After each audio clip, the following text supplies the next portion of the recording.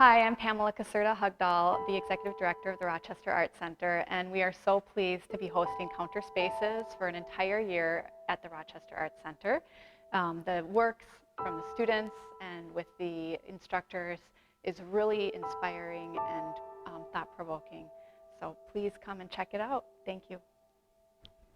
Hello everyone, my name is Yuko Taniguchi and welcome to the Counterspaces exhibitions.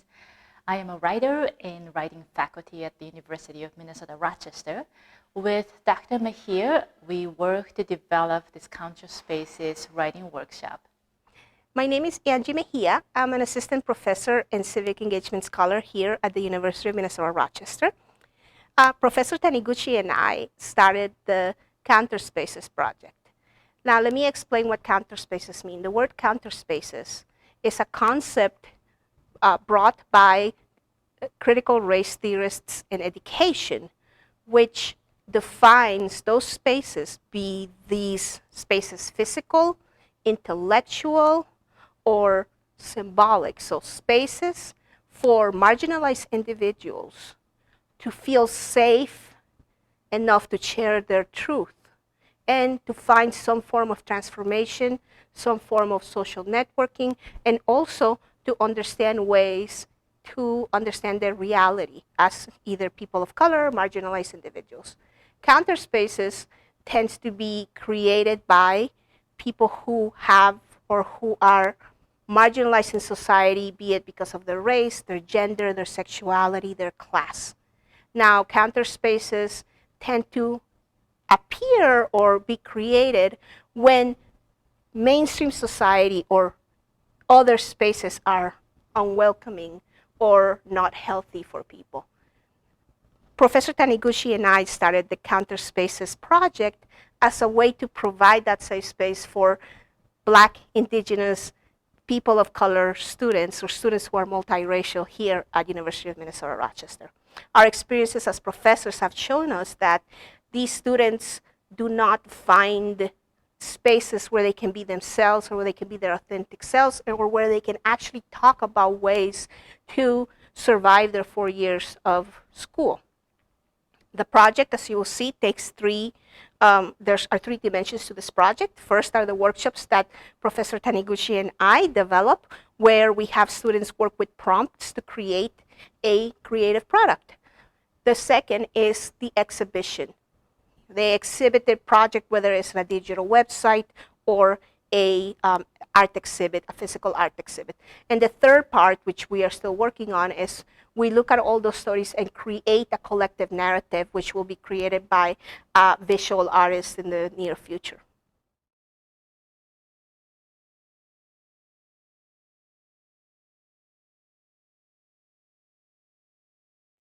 Hey, my name is Paul Koch, and I'm a third year at the University of Minnesota, Rochester.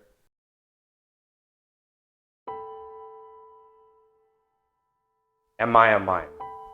Do my gestures of frustration present as dramatic flares of entertainment? It's entertaining when I'm dressed in society's costume, isn't it? You wouldn't be laughing, though, if you were stuck in this invisible glass. Hard to see, but somehow theatrical. We're the invisible class. Walk with me if you're human. You got one job, one task. Speak up with me next time, will you? Don't rely on my ask.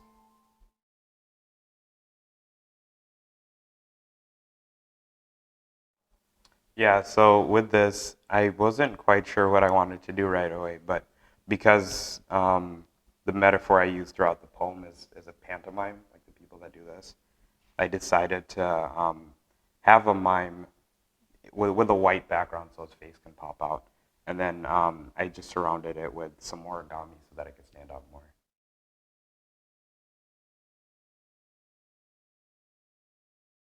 Yeah, so I found that doing this artwork was very cathartic. When a lot of these, I guess you could say, racial or civil rights issues come up, it's really hard to be able to speak to a lot of people at once. And so when you're able to create an artwork and then a poem that goes with it, it sits as one piece. Like, it becomes your one message. And so I found a lot of relief doing this.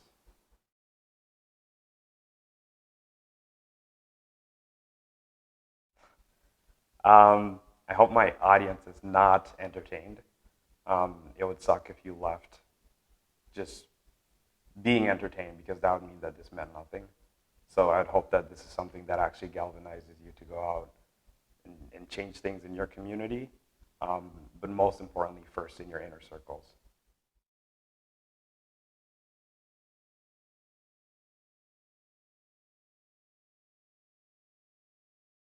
Hi, my name is Melody Yang. I'm a fourth year at the University of Minnesota in Rochester, and this is my art piece, My Eyes See What Yours Won't.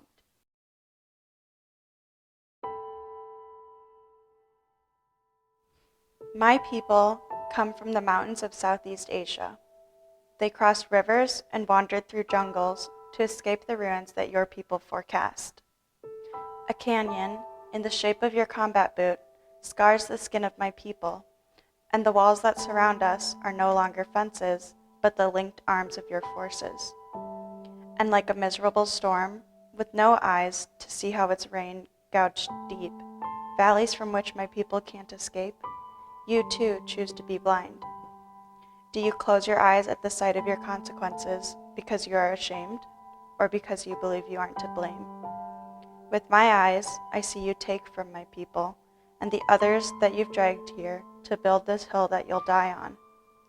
I see you fetishize our women, our clothing, our food, our customs, all while trying to make us throw away our culture and adapt your carefully cultivated menagerie of stolen traditions. Why do you stay silent? Are you pretending to not hear the microaggression when your friends say, I really like Asian girls, they're smart and submissive? Like that's supposed to be a compliment? Who are you trying to fool, me or yourself? Don't think I don't take note of when you mock my people's accents. I see when you drag your eyes to enforce your slurs. I see when you disregard my intelligence, claiming my color influences it. I see when you stand atop your watchtower, waiting for my people to rise up, just so that you may shoot them back down. You understand that your privilege encourages the othering of my people in order to advance you and yours. Do you see my long black hair and forget that my roots weren't grown in oppression? Know that my pride stems not from power, but from resistance. And when you look into my eyes and see the dark brown of my iris, does it remind you of the earth you've broken and the people you've stolen? Why do you see my eyes and believe they want to be exoticized for your pleasure? Why do you ignore the tears of my people, telling yourself that they enjoy being dismissed? Tell me, is the combination of my dark brown eyes and my long black hair an invitation for your bright white colonization?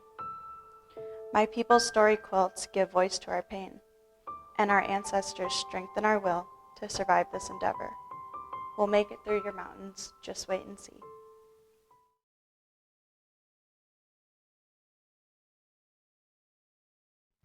So this is my art, and what I wanted to do was a split view of what I see and what the other sees. So here on the left, I have a lot of color, and inside the eye, you can see a semi-traditional Hmong story quilt.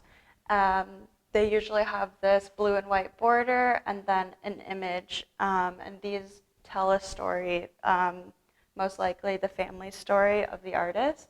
And here I just have some very traditional things that you would see in our culture, which is purple sticky rice, this heart emblem that's just on like clothing or anything decorative, these purple hats that women wear, and this instrument that's played at funerals, weddings, any type of ceremony.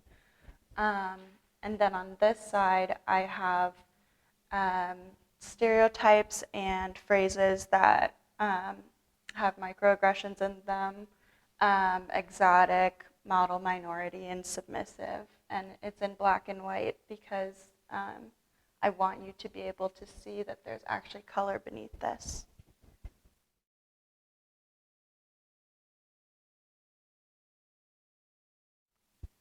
Since I study science, I feel like I don't channel any type of like artistic talents that I might have. But I do really enjoy art personally. So this was a really fun experience for me because I felt like I could translate what I wanted to say onto a canvas. And I tend to be kind of chaotic. So when I was doing this art piece, my poem was like word vomit, and then my canvas was like art vomit, and I didn't really have a good solidified plan, but I just started like right about here. I just started gluing and gluing and gluing and gluing and ripping up paper, and I came up with this, but I knew I wanted to be able to demonstrate there's two different views that we see. And so I wanted it to be rough intentionally, and I frayed my brush so that I could make my writing more rough, and I made sure there were no straight cut lines in any of my pieces of paper because I wanted it to be just raw and heavy.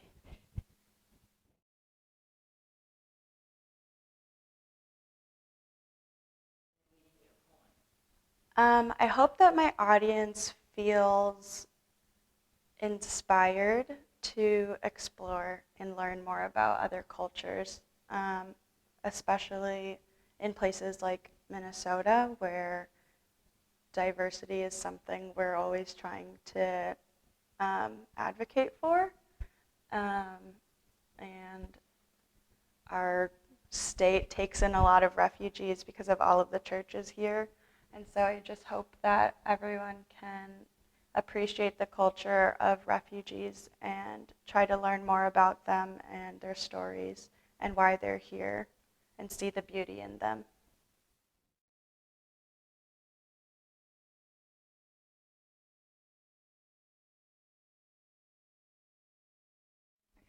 Hi, my name is Kristen Newton. I attend the University of Minnesota in Rochester, and I'm a fourth year. This is my artwork. The title of my artwork is The Voice of the Mountains.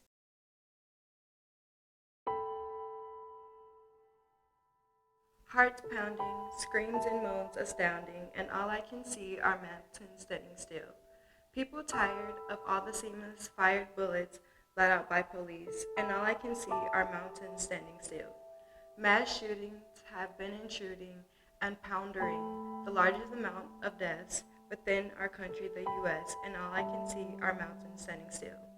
We are scared to even be dared that if this continues, our entire race may disappear.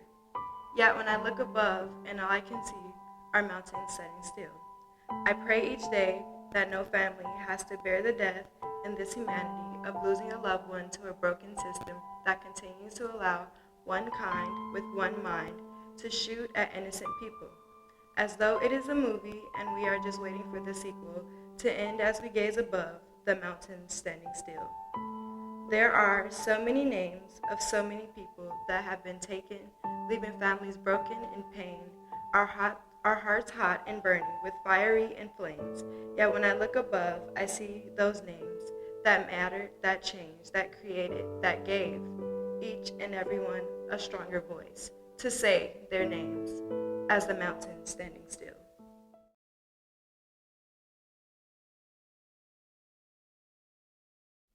So in the beginning, I really didn't know what I actually wanted to do, but I knew that I wanted to speak about those that have died due to police brutality or just in gun violence in general. So then I looked up so many names that we don't know and that maybe go unheard or unseen. And this is just a few of them. This is not all of them. So I tried to get as many as possible. Parts of my board, I wanted to have some color and like bolded some of the words, so change, unity, and peace. I wanted to put the Say Their Names movement on there, and I just wanted to mostly promote change and spread awareness about those lives that do matter. Black and brown lives do matter, and we need to continue to speak and say their names, whether that's just remembering their ages due to how they died. We just need to make sure that we are trying to promote change.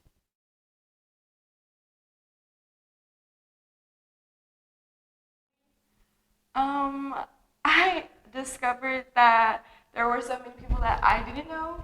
I did discover that creating art is something that's meaningful and can not only, spread awareness, but also provide people with knowledge of what's going on, whether you are stating it or whether they are seeing it visually. I think that was one of the biggest things that I discovered.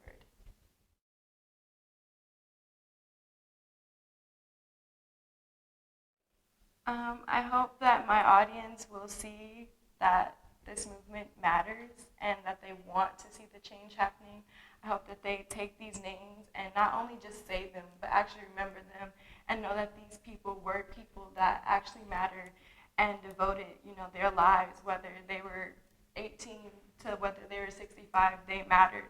And making sure that we continue to build and find ways and making sure that guns get put down, whether that's from police, whether that's just gun violence in general. We just need to find a way and making sure that we can create art and create statements to do so.